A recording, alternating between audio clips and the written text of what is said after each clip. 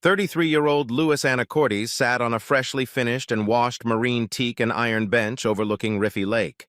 In happier times, during countless visits here, he and his family had sailed on the lake. He studied the freshly polished brass plaque on the bench. Donated by the Edmonds family of Mossy Rock in memory of our beloved grandfather, Kennewick Edmonds. This bench is for all to enjoy, so they can enjoy the beauty of the area he loved so much. Louis, as a native of these parts, upon reading the inscription, laughed short, sharp, and bitterly. He knew why old Kennewick loved the area, and in particular this lookout where a bench had been strategically placed in his honor.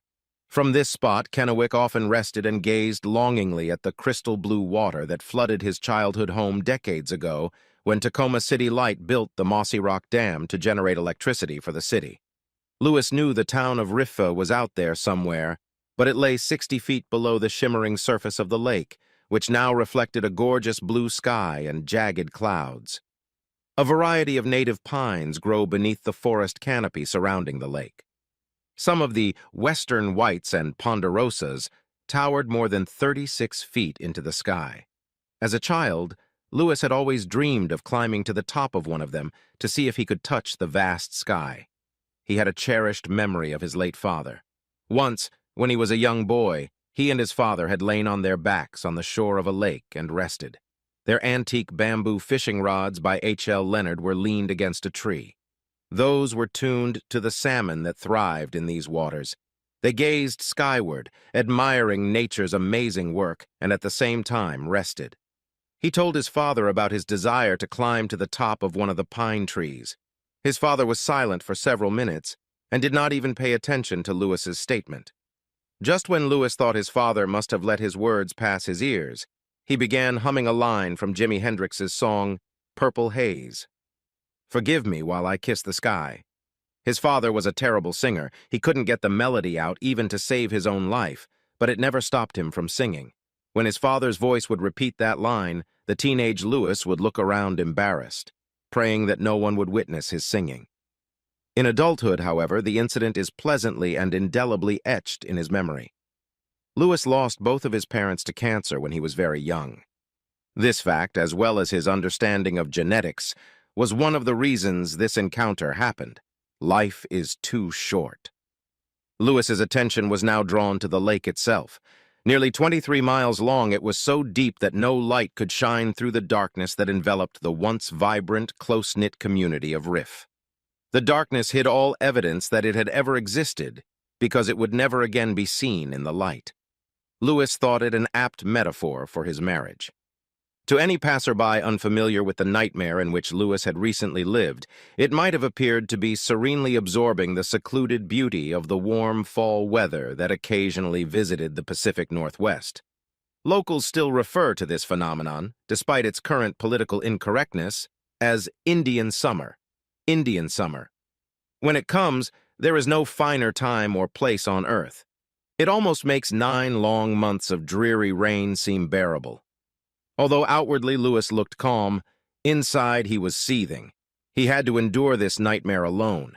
He was an only child, and he didn't have many friends outside of the fire station. None of the guys at the station could talk to Louis about his problems because, unlike how they are portrayed on TV, firefighters don't spend all their free time talking about their fears and emotions, sharing intimate moments with their fellow firefighters. No one dares to show weakness in front of others for fear they will lose trust in them. Their lives depend on each other, and even a moment's hesitation, caused by the uncertainty that they could trust someone to do the right thing in extreme circumstances, could prove fatal. No, in this, Louis was utterly alone. He had purposely arrived early because, truth be told, he was counting on the healing power of his favorite lake and the magical natural oil of nature to help him survive this meeting his soon-to-be ex-wife had requested. She actually requested it, and his lawyer said it would be in his best interest to grant the request. It would look good in family court, his lawyer admonished him. In addition, his lawyer was becoming increasingly frustrated with Blaine's constant obstruction to delay the inevitable. Louis couldn't understand why Blaine kept insisting that their marriage could survive her insanity. She wants her attorney to demand mandatory counseling. It doesn't matter to her that in the state of Washington, a family court judge can't schedule it. Both attorneys tried until they were blue in the face to talk to Blaine, but to no avail. Lewis felt that Blaine definitely needed some kind of therapy, but that was no longer his concern. "Oh well," he sighed, thinking to himself, "it's going to end today anyway." Blaine could have demanded an appointment, but Lewis insisted on the spot. He knew that the summer crowds would already be a distant memory, so the place would likely be given to them alone. This meeting would not go the way Blaine expected. He cast a brief glance at his watch. She should arrive in a few minutes, but he knew he actually had plenty of time. For one thing, Blaine would have to drive Highway 12 a considerable distance, something she couldn't stand. She'd never been on time for anything, including their wedding. For that one, she was an hour late. He let out the same cynical chuckle when the quick memory of that came to him. Thought he'd rather have left the church after being 20 minutes late, as his best man had jokingly suggested over 13 years ago, but quickly dismissed the thought. The truth was that the first 12.5 years of his marriage to Blaine had been a perfect dream. Lewis loved his two daughters, Rainier and Lacey, more than life. Rain, as she was called, was a daddy's girl to the core. She was already in school and preparing to become a firefighter, just like her idolized father. Lacey, on the other hand, was his wife's mini-me. For Lewis, this proved to be just one of many complications. Family courts don't like to separate children. That and the fact that in Washington state, family law does not set an age for a child under 18 to choose which parent to live with in a divorce. However, according to the attorney, not all is lost. Despite the complexity, Washington divorce and child custody law allows a husband and wife to jointly submit a child care plan to the court. If the judge finds that the plan is detailed, complete, and financially fair for the children, he or she will usually sign it without modification. The trick, his lawyer told him, was to get the wife to agree to a very difficult proposal that Lewis wanted his wife to accept. Lewis was a realist. Even before the lawyer confirmed it to him, he realized that his job as a firefighter with the Riverside Fire Department, known as RFA, would almost certainly not allow him to get primary custody of his daughters. The dangerous nature of the job and the shift work schedule were almost insurmountable obstacles to considering custody. It took time and money, a lot of money, to devise the plan he had set in motion. He closed his eyes and mentally went back to that horrible day a few months ago when his nightmarish existence began. He had no way of deciding if his current life was an episode of The Twilight Zone or the movie Groundhog Day. His reality is both surreal and horrifyingly repetitive. "Lewis, honey, can we talk in the living room? Please." He had just completed his pleasant nightly ritual of putting the girls to bed in their shared bedroom when he heard her voice. Although he needed sleep because his next 24-hour shift was starting tomorrow morning, he couldn't wait to talk to his wife. He hoped Blaine wanted to continue discussing their shared desire to buy their own house. The four of them were living in a rented 3-bedroom apartment and really wanted to buy their own home permanently now that their careers were secured. Both agreed that it is much better to raise their daughters in their own home. It's more permanent. On his way to the living room, he stopped by the kitchen and grabbed a bottle of water from the refrigerator. He lowered himself onto the worn couch they'd inherited from his parents and turned to Blaine, swinging his right leg over his left so that he was facing her. For a moment, he ruffled Blaine's loose blonde hair that always covered her ear, then tucked it gently behind her ear flap and dropped his hand to her shoulder. "What's up, sweetheart?" He didn't remember much after that. His memories of their conversation were mostly fragmentary, soul-piercing stabs to the heart in a kaleidoscope of shock, disbelief, and anger. His reaction, however, was crystal clear. Months later, he was still confused by how shockingly weak and emotional his reaction was. He had cried, really cried in front of her. It was so pathetic that he could feel the pity on Blaine's part. Stumbling, he walked out of the house and walked away from the source of his torment. One good thing about being a firefighter was that there was always a spare bunk to sleep on. No one ever questioned his constant presence. Everyone knew the divorce statistics on the job. After a few days, he was able to piece together what his wife had told him. She didn't ask permission, just told him what she was going to do. When he finally got home, he was going to beg his wife not to destroy their family. was going to beg her to go to counseling with him to see how their marriage could be saved. But no sooner had he started than he was immediately ambushed by his loving and innocent daughters.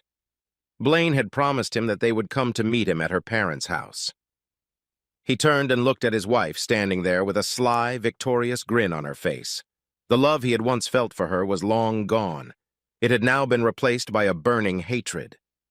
He glared at Blaine, his normally calm face contorted with a rage bordering on murder. For a moment, her look of superiority wiped away and was replaced by fear. But it was at that very moment that his girls began to attack him. In their blissful ignorance, they begged for an explanation as to why he was abandoning them. He had to literally pull himself out of Rain and Lacey's desperate embrace as they begged, screamed, and cried. Rain had the hardest time. "Daddy, how can I be a firefighter without you?" He knew that scene would play over and over in his head until the day he died, regardless of the outcome. Lewis, however, knew that the alternative for his ladies would be worse in the long run. In the end, he was grateful to Blaine. In an instant, he had gone from a weak victim to a man whose path was clear. In an instant, Lewis mentally thanked her. He had regained his dignity and taken the first step toward recovery. Today, he thanked her.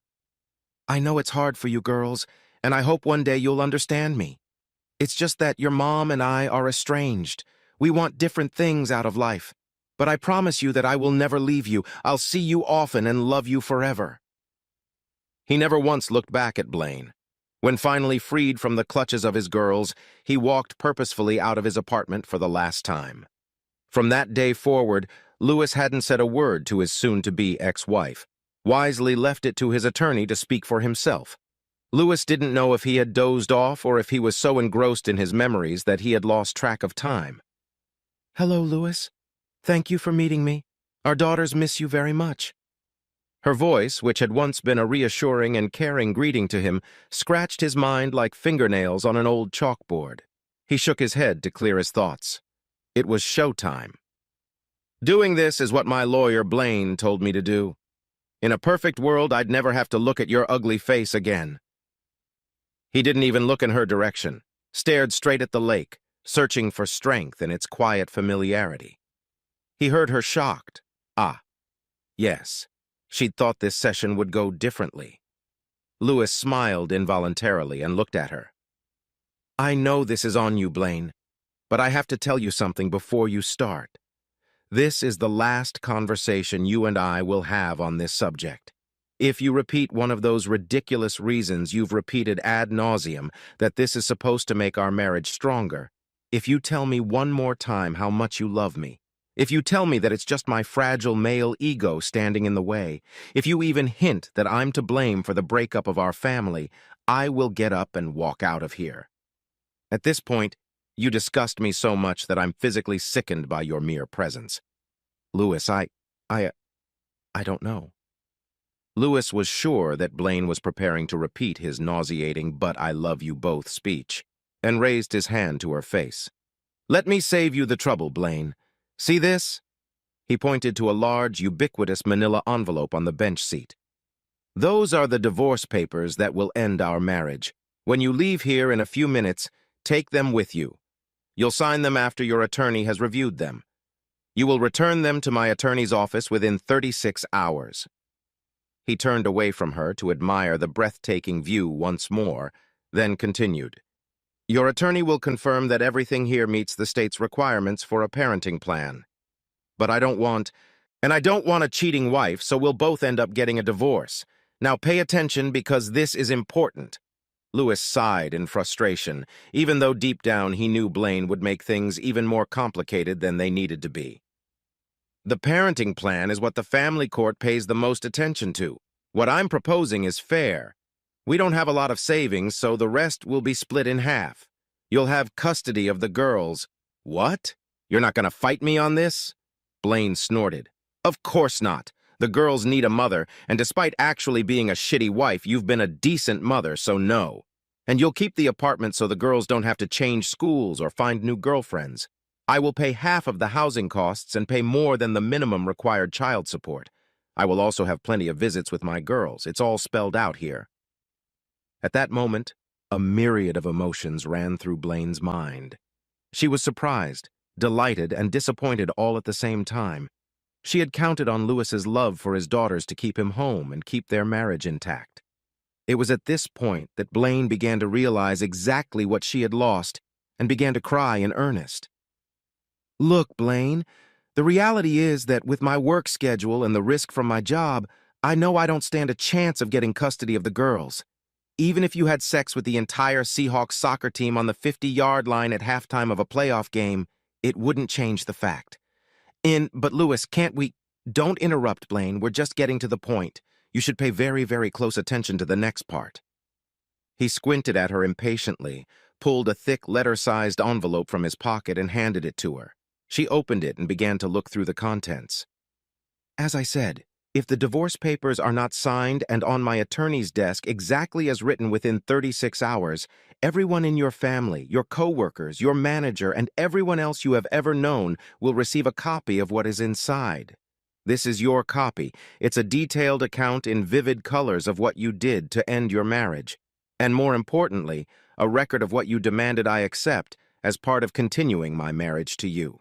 It got expensive, but it was worth every penny Lewis spent to get the investigator's report. I will also make sure that my daughters know exactly how and why their family was destroyed." Blaine was clearly shocked by what she saw. She couldn't imagine that this was the truth. No, it had to be a lie. Her lover couldn't be that kind of man. Lewis was lying. Lewis honestly wasn't sure he had the courage to go through with it, as it would hurt his girls too much.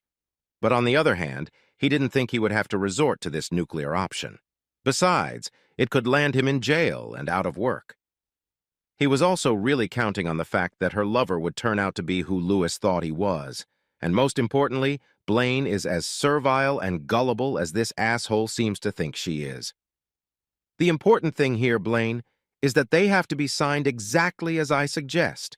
If your lawyer calls mine and says, "My client and I," or if he changes a single comma, period, or semicolon, the gloves will come off and your whole world will know what a piece of shit you are. Blaine, shaken to the core, continued to leaf through the investigator's report. She could only continue to spout nonsensical noises, sniffling and crying throughout Lewis's monologue, just shaking her head in disbelief. It wasn't supposed to happen this way. Why can't Lewis understand? "Of course I'm offering a quid pro quo arrangement, so here's what I'm willing to do in exchange for your cooperation. I promise I will never speak ill of you or blame you for the breakup of our family in the eyes of my daughters. I'll even be civil to your boyfriend if we end up together at one of the girls' birthday parties. Hell, I'll even shake his slimy hand if I have to. In every sense, I will act polite and civilized, as if we just decided to part ways amicably. I will do the same with every one of your family and friends. I'll even babysit if you and the Slytherin want to go somewhere last minute for the weekend. In short, I'll be the best ex-husband for any cheating wife." "Thanks, Lewis, but this is all so unnecessary. Stop, Blaine. Don't you ever mention that piece of shit's name in my presence. Lewis, he's a good guy. He's not—" "No, Blaine, he's not. He's—" "Shit, let's cut to the chase. Whose idea was it to tell me about your relationship?" "His, Lewis. He said it's not nice to deceive a good man like you." Lewis laughed caustically, interrupting Blaine. "Bullshit, Blaine. He did it to guarantee he'd get exactly the same reaction from me as you did. Has he already asked when he can move in with you?" Her eyes opened wide at the same time as her mouth. Lewis thought she looked exactly like one of her favorite emojis she liked to use. Blaine was silent. She stared at her hands, which she clenched fiercely. Her posture was so stiff and fragile that it looked as if she was afraid the slightest movement would make her turn into a pillar of dust. "That's what I thought, Blaine. It's all in the report you're holding in your hands." Lewis jabbed his fingers at the papers in her hands. "You're not his first, and you won't be his last. His record is here. He's not like that. He really loves me." She spoke so quietly that Lewis had to strain to hear her pathetic words. It brought an understanding smile to his face. He exhaled slowly, and a peaceful calm descended on him, as if another breeze from his favorite lake had washed over his face. It was almost over. He knew he had chosen the right path. He knew there were risks, but he had everything under control now. He was confident that everything would fall into place the way he wanted it to. His voice softened considerably. "Look at me, Blaine. We're almost done here. It's important that you pay close attention." She raised her eyes to his. Her tear-drenched face was a mask of confusion, ruined mascara, and fear. Her perfect world had been shattered. When she finally looked into Lewis's eyes, she saw a stone, menacing face with eyes black as night, boring into her. "Take care of my girls, Blaine." "They're our girls, Lewis," she protested weakly. Her shyness made it sound more like a question. "No, Blaine, they're not. They're my girls. You betrayed them and threw them away, like you did me, because you're weak and can't keep your legs together. I need you to take care of them for me, just for a couple years." "What are you talking about?" You could almost smell her fear. "I'll never give them up." "You already have, you just don't realize it yet. Anyway, your boyfriend will take care of it." He meant what he said. "Has he used that phrase with you yet?"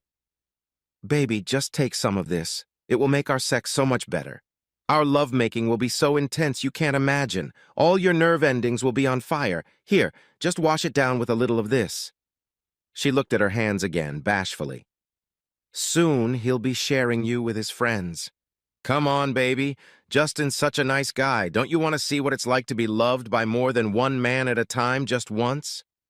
Blaine shook her head slowly, looking into the void, muttering, "He wouldn't do that to me. He loves me." "Fuck you, Blaine. In a few months that jerk will be hitting on you at his favorite bars." Lewis was on fire. "But the good news is that I have a couple more years before I finish the courses required for a bachelor's degree in fire science. After that, I'll be able to apply for the fire marshal position when Frank retires. Then I will have almost no mandatory hours. That should be about the time you start to crash and burn. That's when I'll sue for full custody. By then, you'll probably be so stoned you won't care." "You're wrong. He's not like that at all. Please, Lewis, I really love you. I love our family. Why can't you see—" "No, you don't see it," Lewis roared at her. "You never have. Honestly, I don't think you're capable of loving anyone but yourself. I was just blinded by my love for who I thought you were. I was just a convenient prop for you. The girls just cemented your power over me. When your asshole boyfriend showed up with his magic tool, you played right into his hands. You threw your family away like yesterday's sour milk. Maybe we can start over?" she tearfully suggested. "No, Blaine, we can't. There's nothing left to start over. Besides, you won't give up on him because then your failure as a wife, mother, and human being will be on display for all to see. No. You will continue to pretend that you and the asshole are happy and in love. You are deliberately going down the path of self-destruction because you have no choice. Because if you did have a choice, deep down you'd have to admit to yourself what an asshole you are. If you dared to self-evaluate, you wouldn't be able to live with what you discovered.